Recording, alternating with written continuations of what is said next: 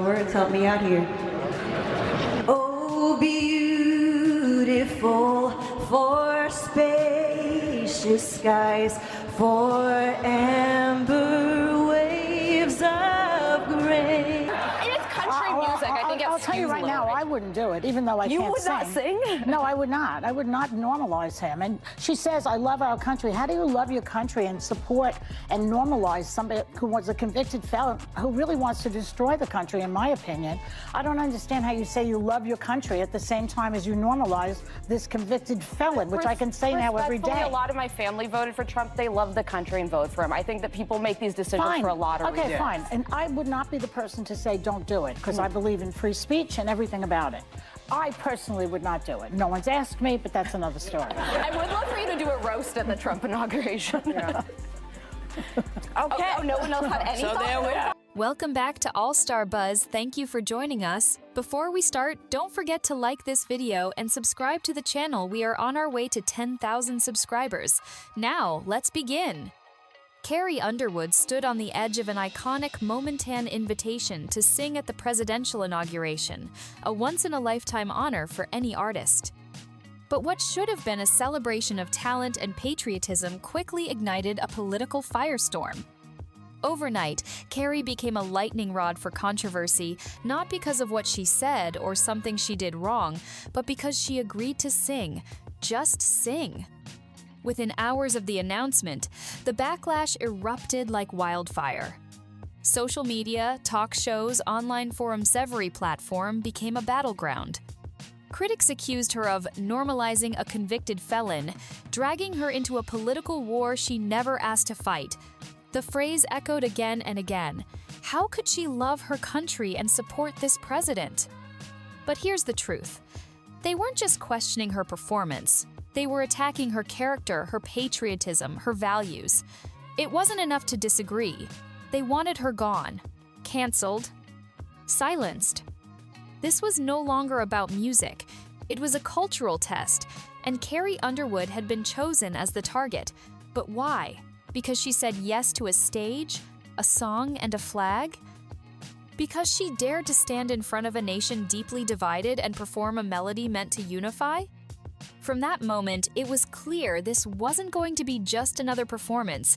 This was the spark that would light a much bigger fire. And Carrie, whether she knew it or not, had just stepped into the center of a storm. Now let's talk about who threw the first punches, because that's where things get really interesting. And where did the outrage take root? Right on daytime television, with The View leading the charge. The moment Carrie Underwood's name was linked to the inauguration, the panel on The View didn't hold back. One of the co-hosts launched straight into condemnation, questioning how anyone could claim to love their country while agreeing to perform for what she called a convicted felon. It wasn't a debate. It was a public shaming, cloaked in self-righteous outrage. No mention of Carrie's record-breaking success. No acknowledgement of her consistent professionalism, her clean reputation, or the millions who love her music. It was all erased in a matter of seconds. Because to that table of political pundits turned entertainment critics, her decision wasn't just poor judgment, it was treason. Another host chimed in, proudly declaring that she personally would never accept such an invitation. That's fine, it's her choice. But here's the catch, it didn't stop at disagreement. It turned into moral condemnation, an effort to paint Carrie as complicit in destroying the country, not because of her words, not because she spread hate, but because she said yes to singing a patriotic song at a government ceremony. The irony? These are the same voices who claim to champion freedom of speech and artistic expression.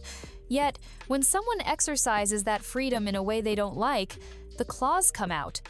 This wasn't commentary, it was character assassination disguised as opinion, and it didn't stop there. The pile-on had just begun. Social media picked it up next and turned the volume all the way up. Social media didn't just echo what The View said it, amplified it, distorted it, and hurled it back at Carrie Underwood with 10 times the force. What started as one televised rant turned into a digital wildfire. Hashtags calling for boycotts of her music began trending. Angry users flooded her posts with accusations. Fans who once praised her for her voice and values were suddenly demanding refunds on concert tickets. And for what? For standing on a stage and singing America the Beautiful? There was no scandal, no controversy in her lyrics, no inflammatory statements. Just a patriotic performance at a historic event. But that didn't matter anymore. The narrative had been set. Carrie was now labeled a MAGA star, a traitor, a symbol of everything some people wanted to tear down. It wasn't a disagreement over politics. It was a demand for total conformity. A line had been drawn, and anyone who stepped over it even for something as apolitical as performing a song was fair game. People forgot who Carrie Underwood is. She's not someone known for stirring controversy. She's built a career on authenticity, talent, and class. But overnight, she became a target. All because she accepted an invitation that many other artists wouldn't dare touch. What makes this even more telling is what happened next. While the critics screamed the loudest, a new voice began to rise on that reminded everyone that Carrie wasn't standing alone. Not anymore. A wave of unexpected support was about to change the story. While the online rage mobs were busy trying to tear Carrie down, something unexpected happened. People started standing up for her, and not just quiet supporters. Loud, proud, unapologetic fans and public voices who saw her not as a villain but as a symbol of courage. A new wave of support surged across social media. Posts celebrating her independence, videos praising her patriotism, and comments calling out the hypocrisy of cancel culture flooded in.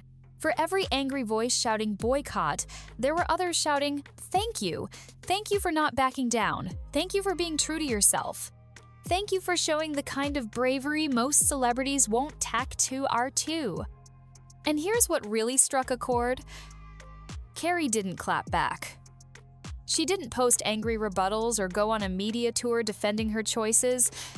She stayed silent, graceful, strong. And that silence spoke louder than any tweet ever could. For those watching closely, it became clear this wasn't just about Carrie. It was about what she represented, the refusal to let outrage mobs decide what patriotism looks like. The courage to perform even when you know the blowback is coming. The strength to smile, sing, and keep going when others want you off the stage. It was a moment that revealed something important. The critics were loud, yes, but they weren't the majority. They never are. Real fans? They don't walk away that easily. And now, even people who hadn't followed Carrie before started paying attention for all the right reasons. And she wasn't alone in the music world either, because just when it looked like Carrie was taking all the heat by herself, someone else decided it was time to speak up. Enter John Reach, a name well known in the country music scene and someone who wasn't about to stay silent while Carrie took all the hits alone. He didn't tiptoe around the controversy. He went straight to social media and called it out for what it was, a double standard. In a bold post, he questioned why so many big-name country artists were staying quiet. Why was Carrie standing alone in the spotlight while others hid in the shadows, afraid of the same backlash? John Rich didn't just defend her, he challenged the entire industry. He made it clear that supporting your country, no matter who's in the White House, shouldn't be a career-ending decision. And more importantly, he highlighted the real fear at play. The fear of losing endorsements, upsetting record labels, or being frozen out of award shows. That fear has silenced countless artists. But Carrie? She stood tall, out in the open. No vague statements, no walking it back. She stood by her decision with pride. And that's what made her stand out even more, not just her voice, but her backbone. Behind the scenes, you could feel the tension in the industry. Labels didn't rush to distance themselves from her. Why? Because they know what she brings to the table. Carrie Underwood isn't just a voice-ish. He's a brand, a legacy, and a powerhouse that continues to sell out arenas and dominate charts. But just when it seemed like things were cooling off, The View decided to stir the pot again. This time, they didn't just question her decision, they doubled down with accusations that pushed the story into even more absurd territory. Let's get into that. Just when the dust seemed ready to settle, The View reignited the controversy this time, taking things to a whole new level of absurd. One of the hosts made a bold claim, comparing Carrie Underwood's performance at the inauguration to normalizing a convicted felon, a statement that didn't just stretch the truth, it shattered it. Because here's the reality: no conviction, no jail time. The phrase convicted felon was tossed around like it was fact, even though nothing of the sort had happened. No trial, no sentencing, just political charges used to fuel a narrative. But that didn't stop The View.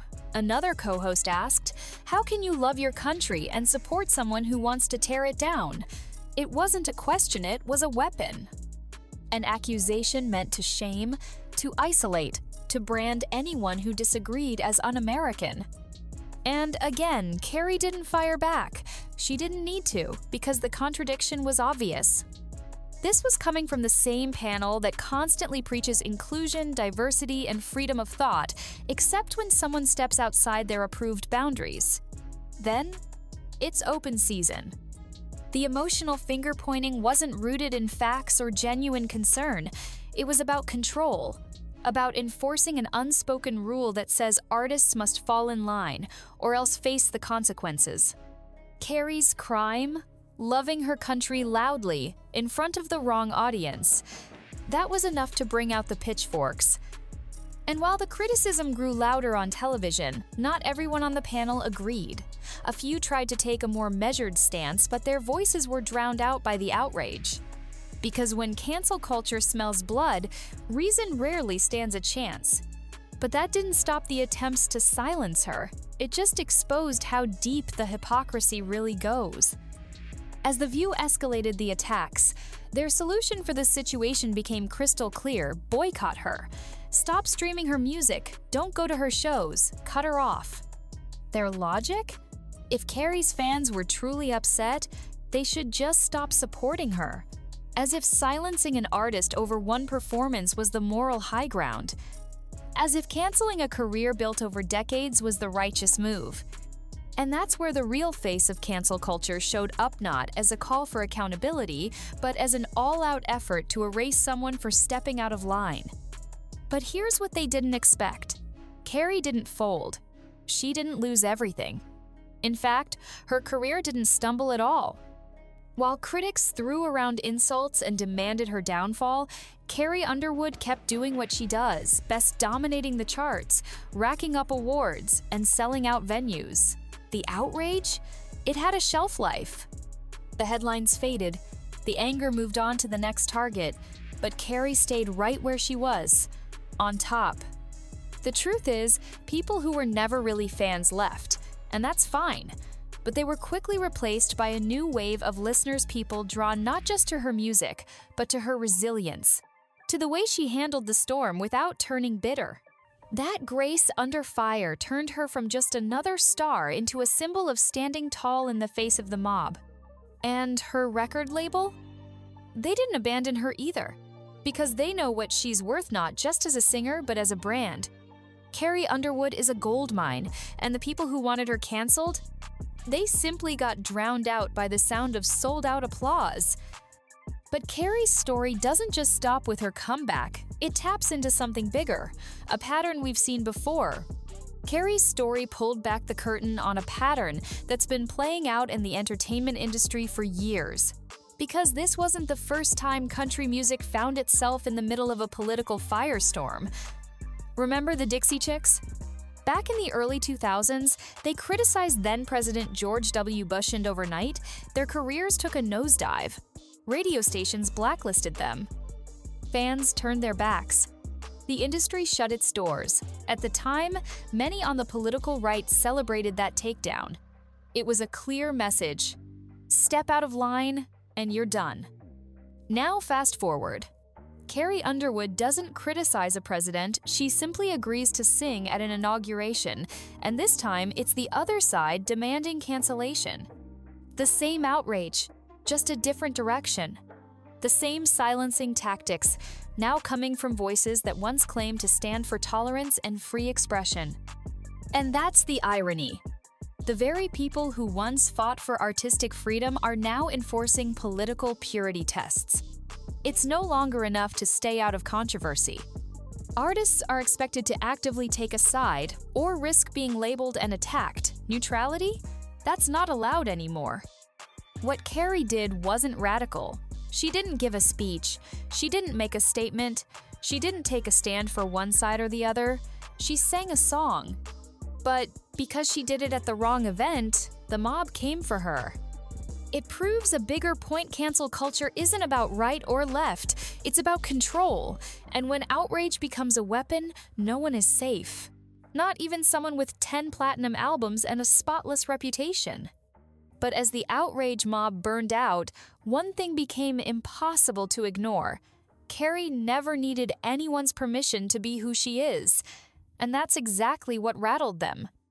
Because at the heart of this entire storm, one truth remained unshaken. Carrie Underwood is her own person. She didn't ask for approval. She didn't wait for permission. And she didn't apologize for doing what she believed in. That's what truly set people off. She didn't play the game. She didn't issue a carefully worded statement to appease critics or try to walk back her decision. She didn't beg for forgiveness from social media. Instead, she stayed true to who she's always been: graceful, grounded, and fiercely independent. And that's the real crime in the eyes of cancel culture. Not the performance, not the venue, not the song, but the fact that she dared to step outside the ideological bubble. She didn't follow the script.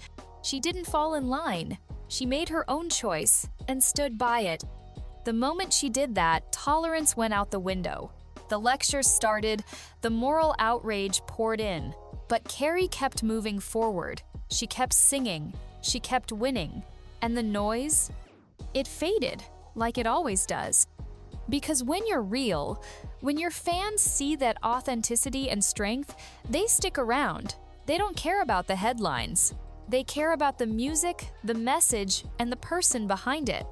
Carrie Underwood didn't just survive the backlash, she came out stronger, and in doing so, she exposed the hollowness of the outrage machine. She reminded everyone that true courage isn't loud or angry, it's quiet, firm, and undeniable. If you enjoyed this video, don't forget to hit the like button and subscribe to this channel. Also, drop your thoughts in the comments. See you on the next one.